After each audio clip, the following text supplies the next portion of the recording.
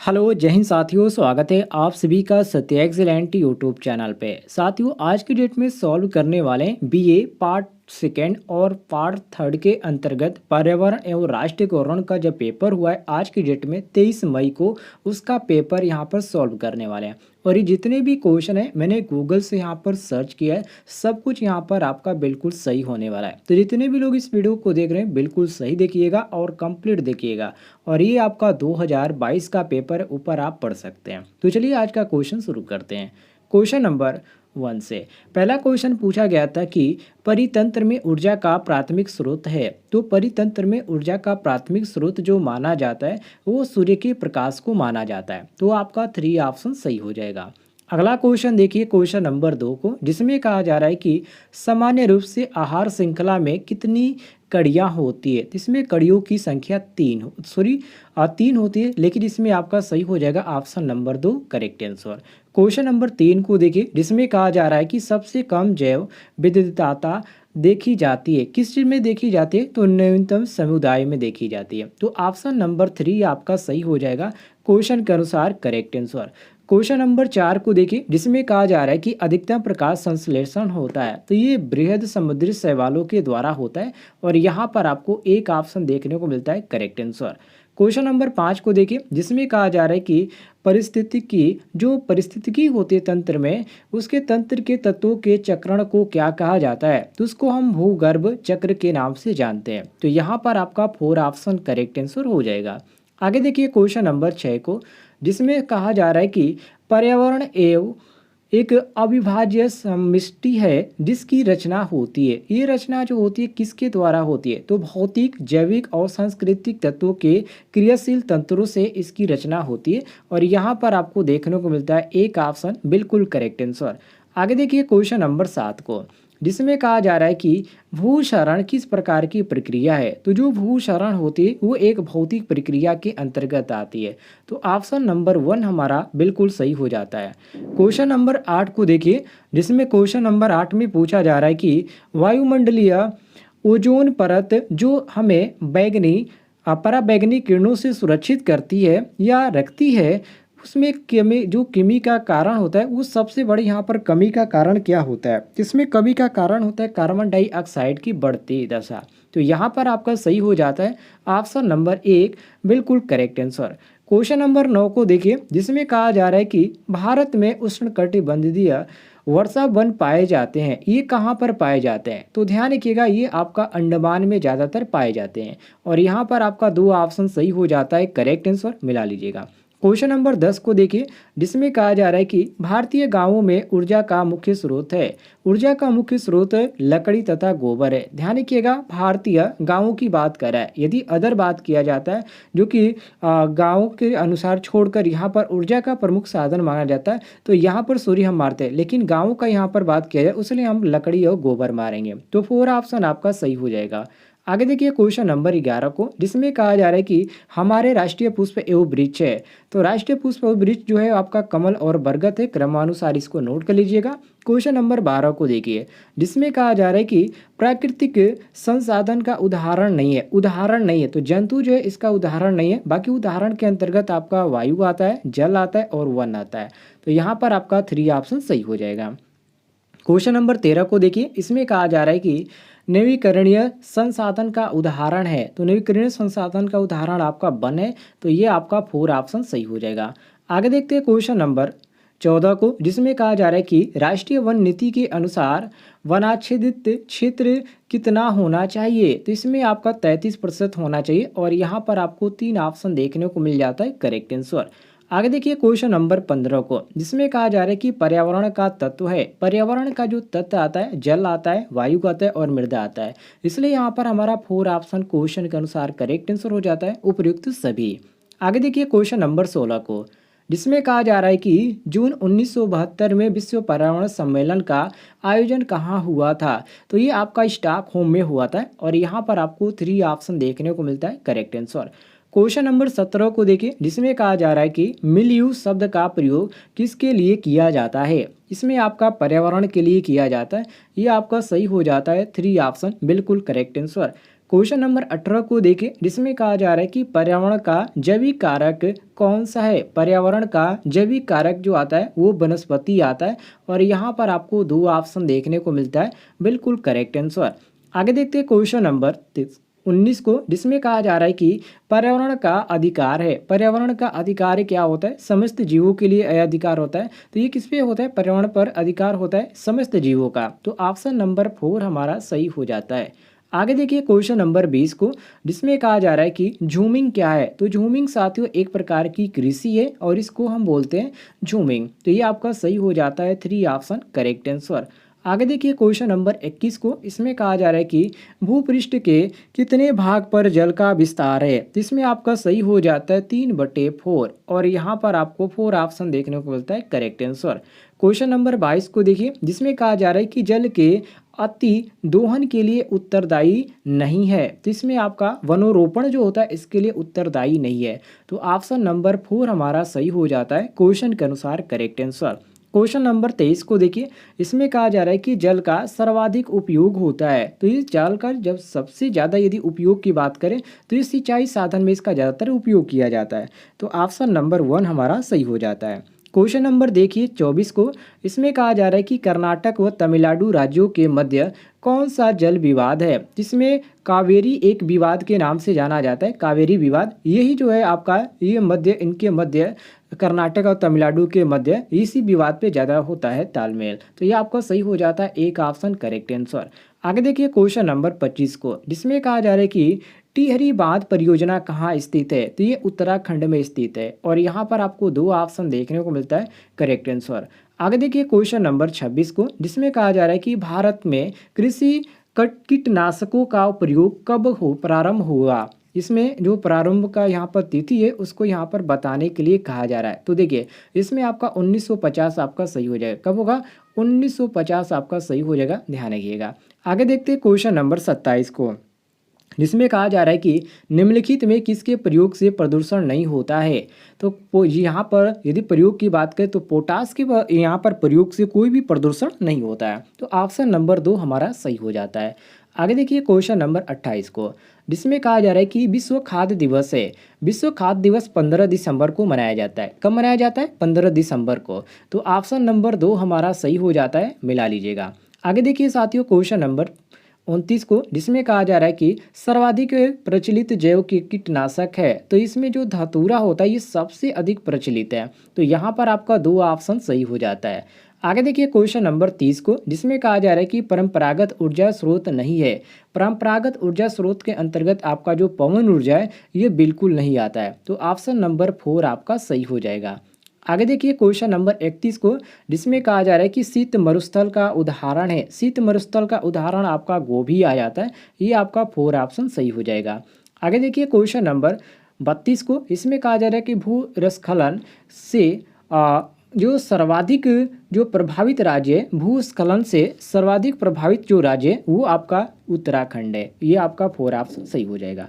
आगे देखिए question number 33 को, जिसमें कहा जा रहा है कि समस्त शाकाहारी जीव कहलाते हैं। तो ये प्राथमिक उपभोक्ता के अनुसार ये कहा जाता है इनको। तो ये आपका 2 ऑप्शन करेक्ट आंसर हो जाएगा। आगे देखिए क्वेश्चन नंबर 34 को, जिसमें कहा जा रहा है कि द्वितीयक उपभोक्ता का उदाहरण है। द्वितीय उपभोक्ता का उदाहरण आपका लोमड़ी आ जाता है। तो ये आपका 4 ऑप्शन सही हो जाता है।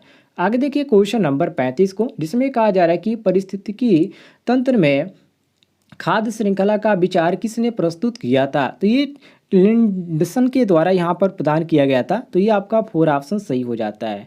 आगे देखिए क्वेश्चन नंबर 36 को, जिसमें कहा जा रहा है कि पारिस्थितिकी पिरामिड सामान्यतः कितने प्रकार के होते हैं। तो ये आपके 2 प्रकार के होते हैं। कितने प्रकार के? 2 प्रकार के। तो ये आपका एक ऑप्शन बिल्कुल सही हो जाता है। यहाँ पर एक ऑप्शन आपका सही हो जाएगा। आगे देखिए क्वेश्चन नंबर 37 को, जिसमें कहा जा रहा है कि भारत में सर्वाधिक भाग पर विस्तृत वन कौन से हैं। तो सबसे यदि विस्तृत की बात करें तो उष्णकटिबंधीय जो कि मानसूनी वन आता है, और यहाँ पर आपको 4 ऑप्शन देखने को मिलता है करेक्ट आंसर। आगे देखिए क्वेश्चन नंबर 38 को, इसमें कहा जा रहा है कि ध्वनि की तीव्रता मापने की इकाई है। ध्वनि की तीव्रता मापने की इकाई डेसिबल होती है, और यहाँ पर आपको 3 ऑप्शन देखने को मिलता है करेक्ट आंसर। आगे देखिए क्वेश्चन नंबर 39 को, इसमें कहा जा रहा है कि समुद्रों में प्रदूषण का प्रमुख कारण है। समुद्रों में प्रदूषण कैसे होता है? तो ये तैलीय रिसाव के कारण होता है। तो यहाँ पर आपको दो ऑप्शन देखने को मिलता है करेक्ट आंसर। आगे देखते हैं क्वेश्चन नंबर 40 को, जिसमें कहा जा रहा है कि रेडियो एक्टिव तत्व है। रेडियो एक्टिव तत्व के अंतर्गत आपका यूरेनियम आ जाता है, ध्यान रखिएगा। आगे देखते हैं क्वेश्चन नंबर 41 को, जिसमें कहा जा रहा है कि चेरनोबिल दुर्घटना में व्यापक जनहानि का कारण था। इसका यदि हानि की बात करें तो रेडियोधर्मी प्रदूषण जो इसका मुख्य यहाँ पर हानि आता है इसके अंतर्गत। तो ये आपका दो ऑप्शन करेक्ट आंसर हो जाएगा।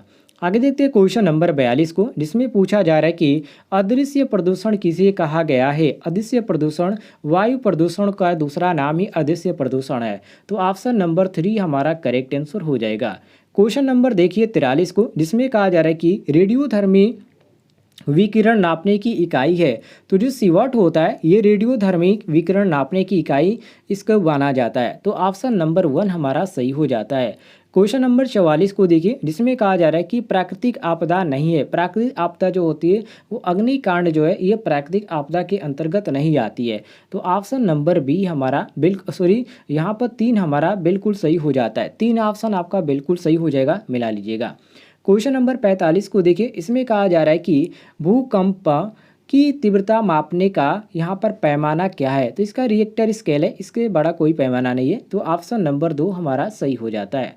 क्वेश्चन नंबर देखिए 46 को, जिसमें कहा जा रहा है कि चक्रवात से सर्वाधिक विनाश किस क्षेत्र में होता है? तो सबसे अधिक यदि विनाश की बात करें तो समुद्री तट में होता है। कहाँ पर? तो समुद्री तट में। तो ये आपका यहाँ पर 3 ऑप्शन करेक्ट आंसर हो जाएगा। क्वेश्चन नंबर देखिए 47 को, जिसमें कहा जा रहा है कि सुनामी लहरों की उत्पत्ति का प्रमुख कारण क्या है? सुनामी लहरों की उत्पत्ति का प्रमुख कारण की बात करें तो समुद्री भूकंप होता है, ये सबसे प्रमुख यहाँ पर कारण इसका बनता है। तो ये आपका 3 ऑप्शन करेक्ट आंसर हो जाएगा। आगे देखते हैं क्वेश्चन नंबर 48 को, जिसमें कहा जा रहा है कि विश्व की प्रमुख आपात स्वयंसेवी संस्था है। तो इसमें आपका रेड क्रॉस जो होता है इसकी सबसे प्रमुख यहाँ पर इसको माना जाता है रेड क्रॉस को। तो एक ऑप्शन आपका करेक्ट आंसर हो जाएगा। क्वेश्चन नंबर 49 को देखिए, जिसमें कहा जा रहा है कि पर्यावरण को बचाते हुए विकास जारी रखने की संकल्पना कहलाती है। तो ये जो संकल्पना है इसको पर्यावरण संरक्षण के अंतर्गत इसको जाना जाता है। तो ये आपका एक ऑप्शन करेक्ट आंसर हो जाएगा। आगे देखते हैं क्वेश्चन नंबर 50 को, जिसमें कहा जा रहा है कि जल संकट से निपटने का प्रमुख उपाय है। जल संकट से निपटने का प्रमुख यदि उपाय की बात करें तो वर्षा जल का संरक्षण करना ये सबसे बड़ा इसका उपाय है। तो ये आपका एक ऑप्शन करेक्ट आंसर हो जाएगा। आगे देखते हैं क्वेश्चन नंबर 51 को, जिसमें कहा जा रहा है कि पर्यावरण प्रदूषण के कारण उत्पन्न समस्या नहीं है। तो पर्यावरण के उत्पन्न जो समस्या नहीं है वो ऊर्जा संकट है, इससे कोई समस्या नहीं होती है। तो ये आपका सही हो जाता है, 3 ऑप्शन बिल्कुल करेक्ट आंसर। आगे देखते हैं क्वेश्चन नंबर 52 को, जिसमें कहा जा रहा है कि ग्रीन हाउस प्रभाव उत्पन्न करने वाली गैस नहीं है। तो ये नाइट्रोजन जो है ये आपका उत्पन्न नहीं करती है, बाकी सभी आपका उत्पन्न करती है। कार्बन डाइऑक्साइड हो गया, मीथेन हो गया, नाइट्रस ऑक्साइड हो गया, ये सभी उत्पन्न करते हैं लेकिन नाइट्रोजन उत्पन्न नहीं करती है। तो ये आपका 4 ऑप्शन सही हो जाएगा। आगे देखते हैं क्वेश्चन नंबर 53 को, जिसमें कहा जा रहा है कि प्रतिवर्ष अंतर्राष्ट्रीय ओजोन परत संरक्षण दिवस मनाया जाता है। तो ये 16 अक्टूबर को मनाया जाता है। कब मनाया जाता है? 16 अक्टूबर को मनाया जाता है। तो ये आपका 3 ऑप्शन करेक्ट आंसर हो जाएगा। क्वेश्चन नंबर 54 को देखिए, जिसमें कहा जा रहा है कि विश्व में अम्ल वर्षों से सर्वाधिक प्रभावित देश है। ये आपका नॉर्वे जो है इससे आप प्रभावित देश है, यही प्रभावित देश है, ठीक है, ध्यान रखिएगा। तो ये आपका 2 ऑप्शन सही हो जाएगा। आगे देखते हैं क्वेश्चन नंबर 55 को, जिसमें कहा जा रहा है कि जापान के कौन से नगर नाभिकीय दुर्घटना के शिकार हुए थे। तो इसमें हिरोशिमा नागासाकी को जो है ये आपका इसमें नाभिकीय दुर्घटना का शिकार हुए थे। तो ये आपका 3 ऑप्शन करेक्ट आंसर हो जाएगा। आगे देखते हैं क्वेश्चन नंबर 56 को, जिसमें कहा जा रहा है कि तरुण भारत संघ किस राज्य में सक्रिय है। तो राजस्थान में ये सक्रिय है। तो ये आपका एक ऑप्शन करेक्ट आंसर हो जाएगा। क्वेश्चन नंबर 57 को देखिए, जिसमें कहा जा रहा है कि किस संविधान संशोधन द्वारा पर्यावरण की सुरक्षा को नागरिकों के मूल कर्तव्य के रूप में निर्धारित किया गया। तो साथियों इसमें 42वां जो था इसके अंतर्गत किया गया है और यहाँ पर आपका 2 ऑप्शन सही हो जाता है। आगे देखते हैं क्वेश्चन नंबर 58 को, जिसमें कहा जा रहा है कि भारत सरकार द्वारा पर्यावरण मंत्रालय की स्थापना कब की गई? तो ये 1980 ईस्वी में की गई। और यहाँ पर आपको दो ऑप्शन देखने को मिलता है करेक्ट आंसर। क्वेश्चन नंबर 59 को देखिए, इसमें कहा जा रहा है कि वन्य जीव संरक्षण अधिनियम कब पारित किया गया था? तो 1 सितंबर 1972 को पारित किया गया था। तो ये आपका एक ऑप्शन करेक्ट आंसर हो जाएगा। क्वेश्चन नंबर देखिए 60 को, इसमें कहा जा रहा है कि पर्यावरण संरक्षण कानूनों के अभिष्ट परिणामों के लिए सर्वाधिक आवश्यक है। तो साथियों, जन चेतना जो है ये सबसे अधिक यहाँ पर आवश्यकता की बात करें तो इसकी सबसे बड़ी आवश्यकता है। तो ऑप्शन नंबर 3 हमारा सही हो जाता है। आगे बढ़ते हैं क्वेश्चन नंबर 41 को, इसमें पूछा जा रहा है कि एसी मेहता ने जो एमसी मेहता है, ध्यान रखिएगा, एमसी मेहता ने किस जल स्रोत को चर्म संशोधन शालाओं के प्रदूषण से मुक्त कराने के लिए जनहित याचिका दायर की थी? तो ये यमुना नदी। यहाँ पर आपका एक ऑप्शन करेक्ट आंसर हो जाता है। आगे देखते हैं क्वेश्चन नंबर 62 को, जिसमें कहा जा रहा है कि आईबीपी का पूर्ण रूप है। आईबीपी का पूरा नाम होता है इंडियन बायोस्फीयर पॉलिसी। और यहाँ पर आपको एक ऑप्शन देखने को मिलता है करेक्ट आंसर। आगे देखते हैं क्वेश्चन नंबर 63 को, जिसमें कहा जा रहा है कि जल पक्षियों के संरक्षण हेतु प्रसिद्ध अभयारण्य कहाँ है? जो ये प्रसिद्ध अभयारण्य है ये कहाँ पर है? तो ये भरतपुर में है। कहाँ पर है? भरतपुर में। तो ये आपका 4 ऑप्शन सही हो जाएगा। आगे देखते हैं क्वेश्चन नंबर 64 को, जिसमें कहा जा रहा है कि पारिस्थितिकी तंत्र का अजैविक घटक है। तो इसमें आपका जो जल आता है ये इसके अंतर्गत आता है। तो ऑप्शन नंबर 4 हमारा क्वेश्चन के अनुसार करेक्ट आंसर हो जाएगा। आगे देखते हैं क्वेश्चन नंबर 65 को, जिसमें कहा जा रहा है कि ताजमहल को निम्न के प्रभाव की खतरा उत्पन्न हो रहा है। तो ये आपका SO2 के अंतर्गत ये खतरा हो रहा है इसके प्रभाव के कारण। तो यहाँ पर दो ऑप्शन आपका सही हो जाएगा। आगे बढ़ते हैं क्वेश्चन नंबर 66 पे, जिसमें कहा जा रहा है कि MIC अर्थात माइक किस दुर्घटना का त्रासदी से संबंधित है? तो भोपाल गैस है जो यहाँ पर त्रासदी है, इसकी यहाँ पर सबसे बड़ी इसकी यहाँ पर दुर्घटना हुई थी और इसका ये सबसे बड़ा यहाँ पर इसका संबंध है।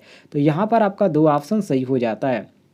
क्वेश्चन नंबर 67 को देखिए, इसमें कहा जा रहा है 10% लिंडमैन नियम किससे संबंधित है? तो ये ऊर्जा से संबंधित है। किससे संबंधित है साथियों? ऊर्जा से।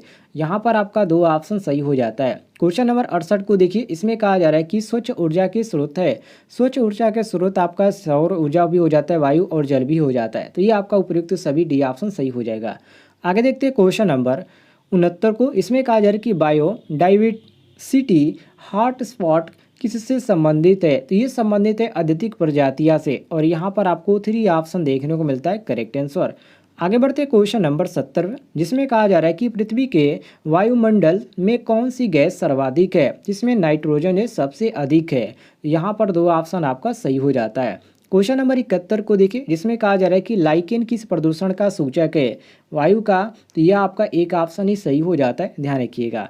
आगे देखते हैं क्वेश्चन नंबर 72 को, जिसमें कहा जा रहा है कि पृथ्वी की वायु का आकलन किसके द्वारा किया जाता है? तो यूरेनियम डेटिंग के द्वारा किया जाता है। ये आपका एक ऑप्शन सही हो जाता है। क्वेश्चन नंबर 73 को देखिए, जिसमें कहा जा रहा है कि विश्व जल दिवस कब मनाया जाता है? विश्व जल दिवस जो मनाया जाता है साथियों, वो आपका 22 अप्रैल को मनाया जाता है। तो ये आपका 4 ऑप्शन करेक्ट आंसर हो जाएगा।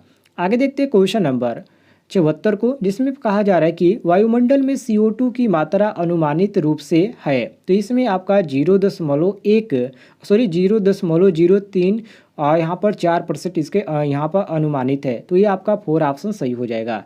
आगे बढ़ते हैं क्वेश्चन नंबर 75 पे, जिसमें कहा जा रहा है कि प्रकृति के संतुलन का अर्थ है। तो इसमें वायु की शुद्धता भी आ जाएगी, जल की शुद्धता भी आ जाएगी और धरती की शुद्धता भी आ जाएगी।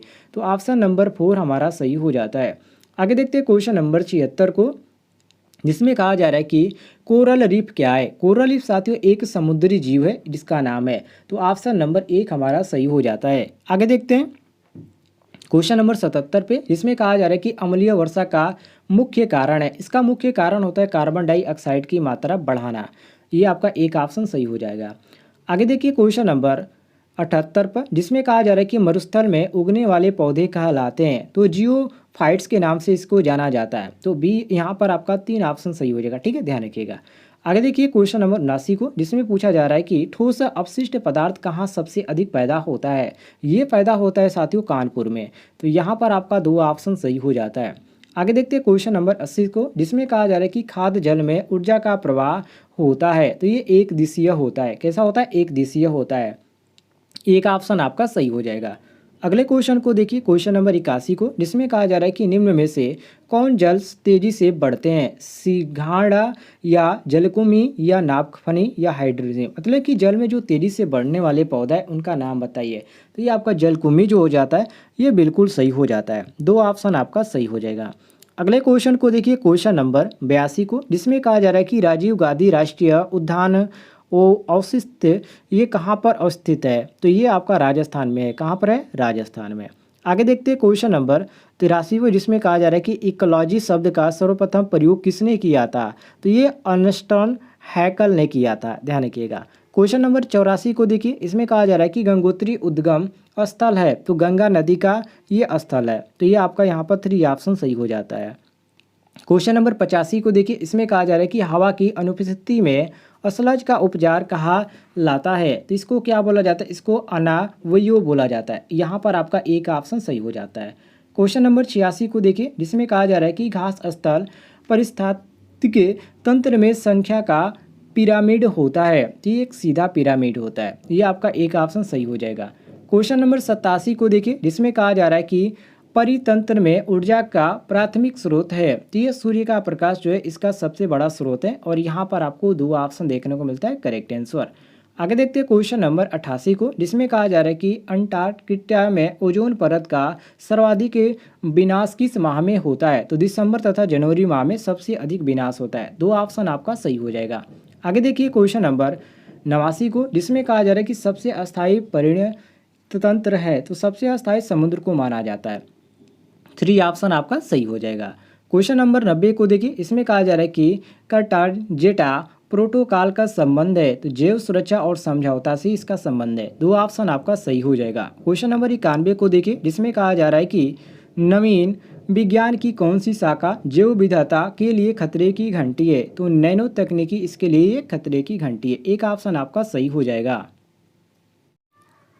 क्वेश्चन नंबर 52, NIIRI स्थित है, ये कहाँ पर स्थित है? NIIR, तो साथियों ये स्थित है नागपुर में। आप यहाँ पर देख सकते हैं, आपको 2 ऑप्शन देखने को मिलता है करेक्ट आंसर। अगले क्वेश्चन को देखिए, क्वेश्चन नंबर 93 को, जिसमें कहा जा रहा है कि देश में प्रथम आपदा प्रबंध प्रशिक्षण स्थल जो संस्थान है, जो इंस्टीट्यूट है, वो स्थापना कहाँ इसकी की गई थी? तो ये लातूर में की गई थी। 2 ऑप्शन आपका सही हो जाएगा। आगे देखते हैं क्वेश्चन नंबर 94 को, जिसमें कहा जा रहा है कि भारत में सबसे ज़्यादा हाथी कहाँ पाए जाते हैं? तो ये आपका काजीरंगा में पाया जाता है। ये आपका 2 ऑप्शन सही हो जाएगा। क्वेश्चन नंबर 95 को देखिए, इसमें कहा जा रहा है कि निम्न में से किस वृक्ष को पारिस्थितिकी आतंकवाद कहा जाता है? तो ये आपका यूकेलिप्टस को कहा जाता है। ये आपका 2 ऑप्शन सही हो जाएगा। आगे देखते हैं क्वेश्चन नंबर 96 को, जिसमें कहा जा रहा है कि इको मार्क एक उन भारतीय उत्पादों को दिया जाता है जो माने किस प्रकार के होते हैं? ये पर्यावरण के प्रति मैत्रीपूर्ण होते हैं, उनको दिया जाता है। तो ये आपका 3 ऑप्शन सही हो जाएगा। क्वेश्चन नंबर 97 को देखिए, जिसमें कहा जा रहा है कि वायुमंडल में ऑक्सीजन का वांछित स्तर बनाए रखने के लिए आवश्यक है, तो वनों का रहना सबसे बड़ी इसकी आवश्यकता है।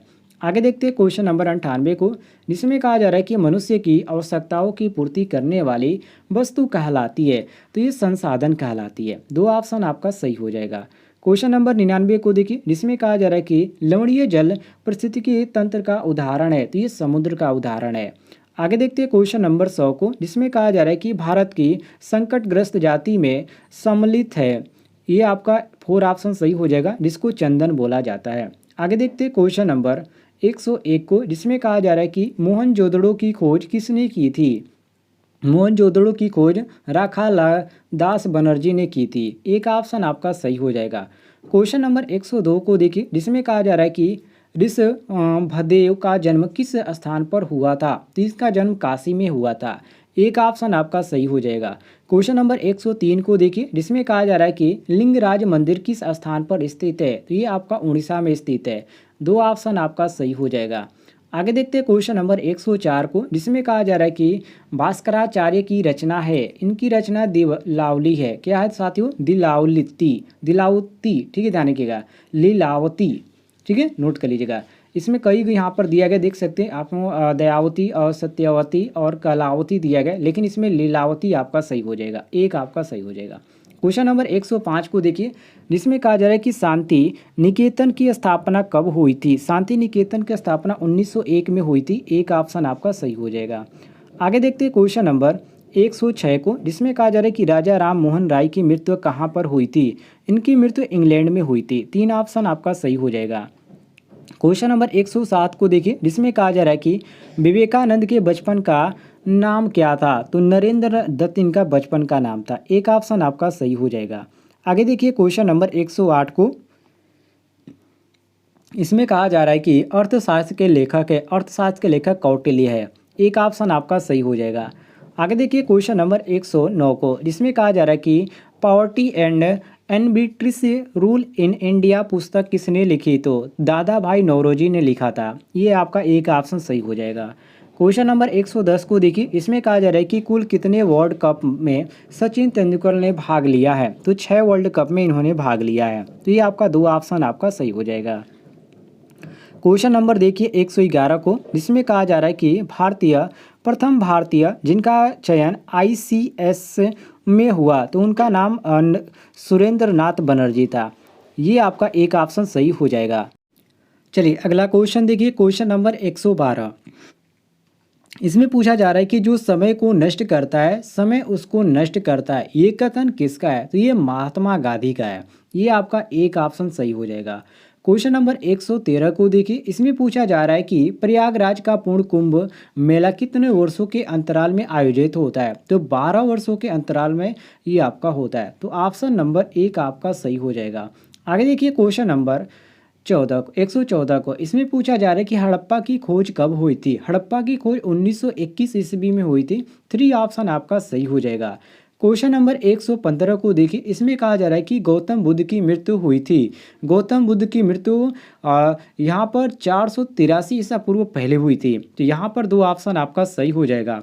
आगे देखिए क्वेश्चन नंबर 116 को, जिसमें कहा जा रहा है कि अष्टांग संग्रह किसने लिखा है। तो ये बाण भट्ट ने लिखा है। और यहाँ पर आपका 2 ऑप्शन सही हो जाएगा। क्वेश्चन नंबर 117 को देखिए, जिसमें कहा जा रहा है कि भारतवर्ष में सबसे विशाल मीठे पानी की झील कौन सी है। तो वो बुलर झील बोला जाता है। तो एक ऑप्शन आपका सही हो जाएगा। क्वेश्चन नंबर 118 को देखिए, इसमें कहा जा रहा है कि अभय घाट अंतिम संस्कार स्थल है। तो ये डॉक्टर राजेंद्र प्रसाद का है। तो ऑप्शन नंबर 2 आपका सही हो जाएगा। आगे देखिए क्वेश्चन नंबर 119 को, इसमें पूछा जा रहा है कि मुरुमसिल्ली बांध किस राज्य में स्थित है। तो ये छत्तीसगढ़ में स्थित है। 3 ऑप्शन आपका सही हो जाएगा। आगे देखते हैं क्वेश्चन नंबर 120 को, इसमें पूछा जा रहा है कि वस्तुशास्त्र के आदि प्रवर्तक कौन है। तो यह अत्रि है, ध्यान रखिएगा। आगे देखिए क्वेश्चन नंबर 121 को, इसमें पूछा जा रहा है बनारस हिंदू विश्वविद्यालय की स्थापना किसने की थी। तो मदन मोहन मालवीय ने की थी। 2 ऑप्शन आपका सही हो जाएगा। आगे देखते हैं क्वेश्चन नंबर 122 को, इसमें कहा जा रहा है कि भारत के किस क्षेत्र में ई न्यायालय है। तो ये आपका गांधीनगर में। एक ऑप्शन आपका सही हो जाएगा। क्वेश्चन नंबर 123 को देखिए, इसमें पूछा जा रहा है कि सती प्रथा के विरुद्ध आंदोलन का नेतृत्व किसने किया। तो राजा राम मोहन राय ने किया। 2 ऑप्शन आपका सही हो जाएगा। क्वेश्चन नंबर 124 को देखिए, इसमें कहा जा रहा है निम्नलिखित में से कौन भारत के पुर्तगाली साम्राज्य का संस्थापक था। तो साथियों अल्फोंसो ड अल्बुकर्क था। ऑप्शन नंबर 3 आपका सही हो जाएगा। आगे देखते हैं क्वेश्चन नंबर 125 को, जिसमें कहा जा रहा है कि चाणक्य दर्शन के प्रवर्तक कौन थे। तो बृहस्पति थे। ये आपका 2 ऑप्शन सही हो जाएगा। आगे देखिए क्वेश्चन नंबर 126 को, जिसमें कहा जा रहा है कि वैदिक गणित पुस्तक के लेखक थे। तो श्री भारती कृष्णार्थ थे। यहाँ पर आपका 4 ऑप्शन सही हो जाएगा। आगे देखते हैं क्वेश्चन नंबर 127 को, जिसमें कहा जा रहा है कि कणाद किस दर्शन के प्रवर्तक है। तो साथियों वैश्विक के ये प्रवर्तक है। 2 ऑप्शन आपका सही हो जाता है। आगे देखते हैं क्वेश्चन नंबर 128 को, जिसमें पूछा जा रहा है कि राजकुमारी संघमित्रा ने किस धर्म के प्रसार देश विदेश किया था। तो साथियों यहाँ पर सही होता है ऑप्शन नंबर 2 बौद्ध धर्म। 2 ऑप्शन आपका सही हो जाएगा। क्वेश्चन नंबर 129 को देखिए, जिसमें कहा जा रहा है कि दक्षिण भारत की गंगा कही जाती है। दक्षिण भारत की गंगा गोदावरी को कही जाती है, ध्यान रखिएगा। क्वेश्चन नंबर 130 को देखिए, जिसमें कहा जा रहा है कि अर्जुन पुरस्कार किस वह क्षेत्र से संबंधित है। तो ये खेल कूद क्षेत्र से संबंधित है। किस क्षेत्र से संबंधित है साथियों। तो खेल कूद क्षेत्र से संबंधित है। इसको नोट कर लीजिएगा। आगे देखते हैं क्वेश्चन नंबर 131 को, जिसमें कहा जा रहा है कि गुरु नानक का जन्म स्थल है अथवा गुरु नानक का जन्म कहाँ हुआ था। तो इनका जन्म लाहौर में हुआ था। यहाँ पर आपको 4 ऑप्शन देखने को मिलता है करेक्ट आंसर। क्वेश्चन नंबर 132 को देखिए, इसमें कहा जा रहा है कि भारत के प्रथम युद्धक टैंक का नाम है। भारत के प्रथम युद्धक टैंक का नाम जो है वो अर्जुन है, जो कि 4 ऑप्शन आपका सही हो जाता है, ध्यान रखिएगा। अगले क्वेश्चन की बात करें, क्वेश्चन नंबर 133 को, तो इसमें पूछा जा रहा है कि बिस्मिल्लाह खां का प्रिय वाद्य यंत्र कौन सा है। तो साथियों इसको शहनाई बोला जाता है। ये आपका 3 ऑप्शन सही हो जाएगा। क्वेश्चन नंबर 134 को देखिए, इसमें कहा जा रहा है किसके नाम पर हमारे देश का नाम भारत पड़ा। तो दुष्यंत पुत्र भरत के नाम पर हमारा देश का नाम भारत पड़ा। ये आपका 3 ऑप्शन सही हो जाएगा।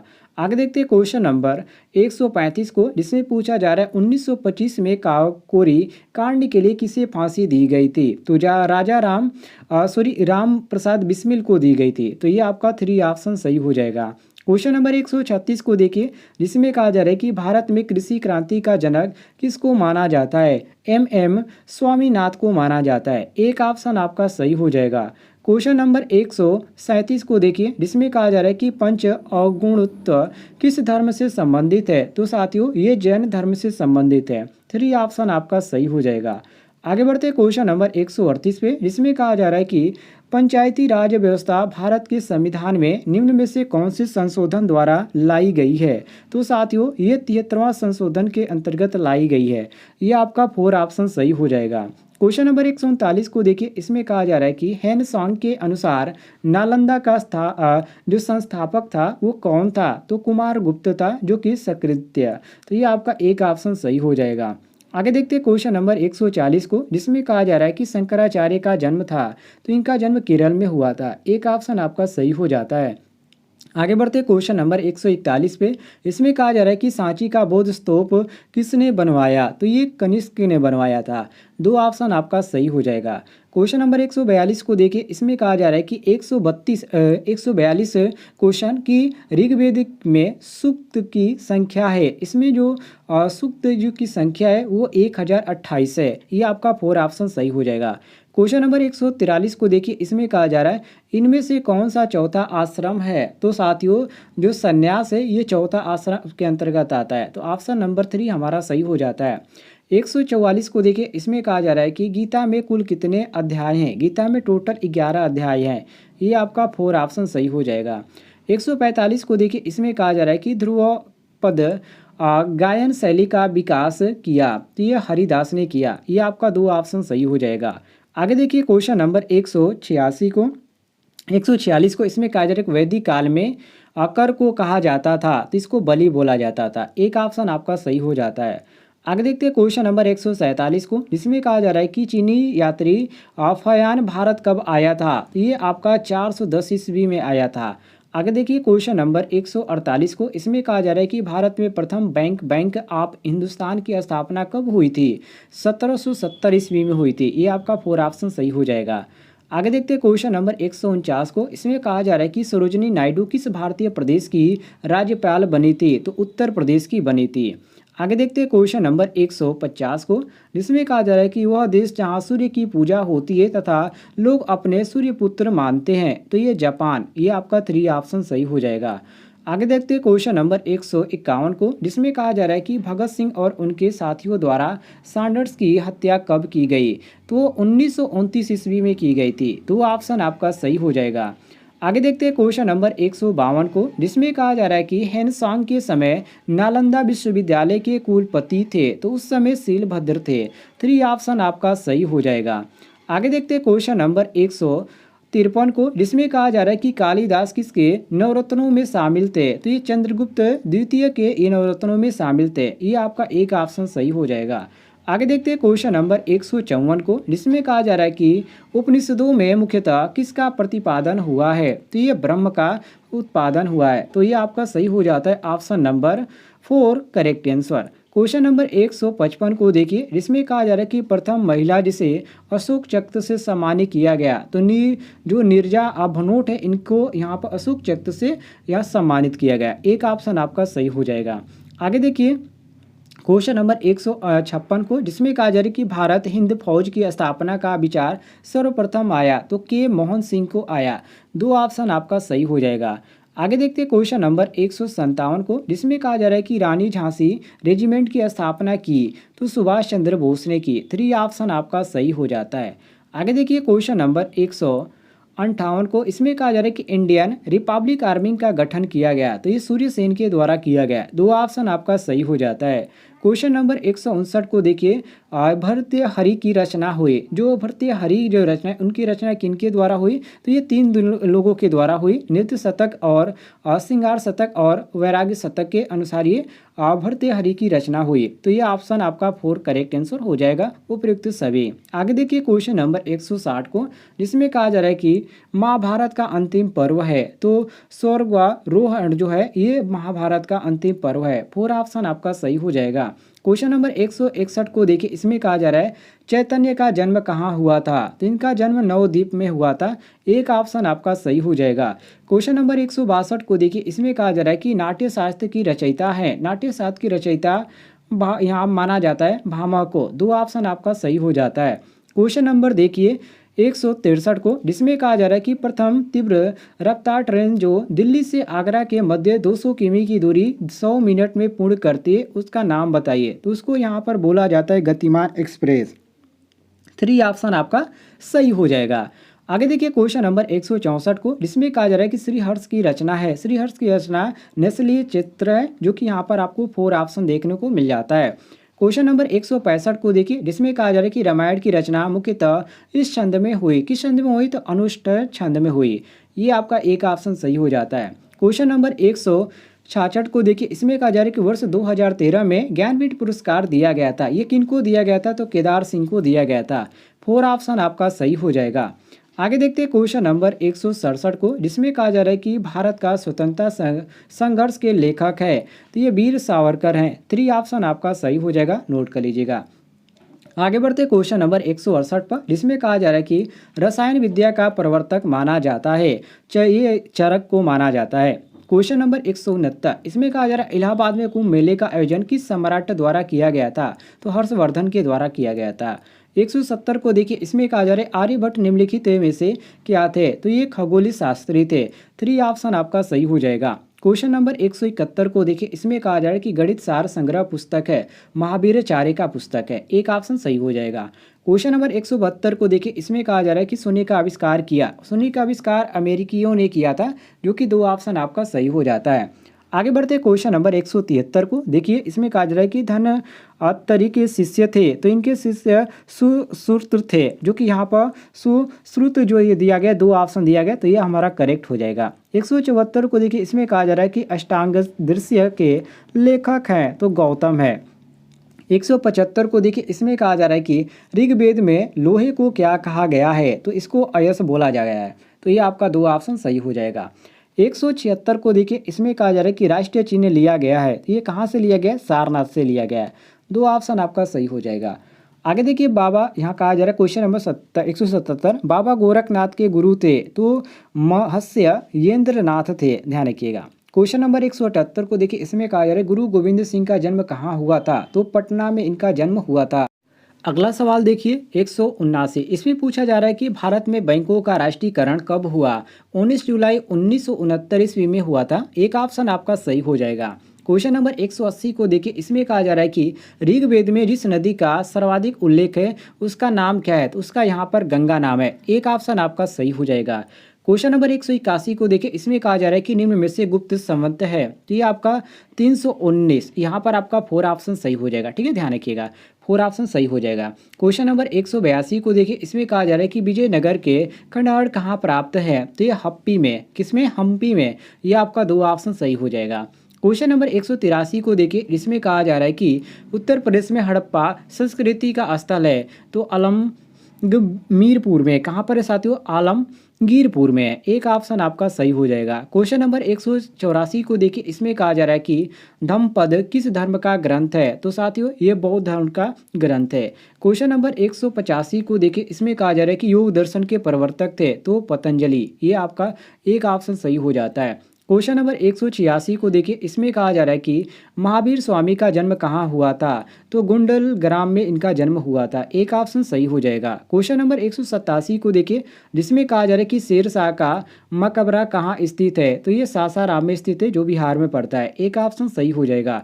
188 को देखिए, इसमें कहा जा रहा है कि भक्ति आंदोलन के प्रवर्तक थे। तो रामानुज जो है ये भक्ति के प्रवर्तक थे, भक्ति आंदोलन के। एक ऑप्शन आपका सही हो जाएगा।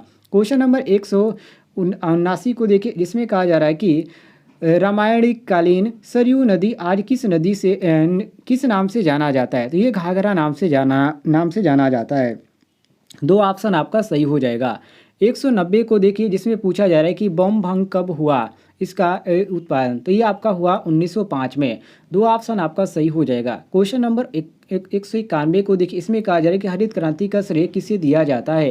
तो ये रजन को दिया जाता है। क्वेश्चन नंबर 192 को देखिए, जिसमें कहा जा रहा है कि बांधवगढ़ नेशनल पार्क कहाँ स्थित है? तो ये आपका मध्य प्रदेश में स्थित है। यहाँ पर देखिए 193 को, जिसमें पूछा जा रहा है कि कारबोट राष्ट्रीय उद्यान किस राज्य में है? तो साथियों ये उत्तराखंड में है। क्वेश्चन नंबर 194 को देखिए, इसमें कहा जा रहा है कि प्रसिद्ध प्रयाग प्रकाशित किसने लिखी? तो ये लिखी हरि सेन ने। एक ऑप्शन आपका सही हो जाता है। प्रसिद्ध प्रयाग जो प्रसिद्ध है ये किसने लिखी? तो हरि सेन ने लिखी है।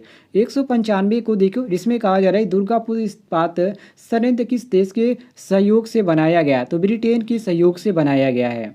आगे देखते हैं क्वेश्चन नंबर 196 को, जिसमें कहा जा रहा है कि भारत का चाय निर्यातक पतन है। तो ये कोलकाता है। ये आपका 4 ऑप्शन सही हो जाएगा। क्वेश्चन नंबर यहाँ पर 197 को देखिए, जिसमें कहा जा रहा है रूस की मुद्रा का नाम है। रूस की मुद्रा का नाम रूबल है। दो ऑप्शन आपका सही हो जाएगा। क्वेश्चन नंबर 158 को देखिए, जिसमें कहा जा रहा है कि आर्यभट्टीयम ग्रंथ है। तो ये आर्यभट्ट का ग्रंथ है। दो ऑप्शन आपका सही हो जाएगा। 199 को देखिए, जिसमें कहा जा रहा है कि जैन धर्म के प्रथम तीर्थकर कौन थे? तो ये आपका ऋषभदेव थे। तो ये आपका 3 ऑप्शन सही हो जाएगा। आगे देखिए क्वेश्चन नंबर 200 को, जिसमें पूछा जा रहा है नागार्जुन का संबंध किससे है? तो ये रसायन शास्त्र से। साथ ही इसमें 200 क्वेश्चन पूछे गए थे। आप सही से बताइएगा कितने क्वेश्चन आपने सही किया। कमेंट बॉक्स में इसका आंसर जरूर बताइएगा, आपने कितना क्वेश्चन सही किया है।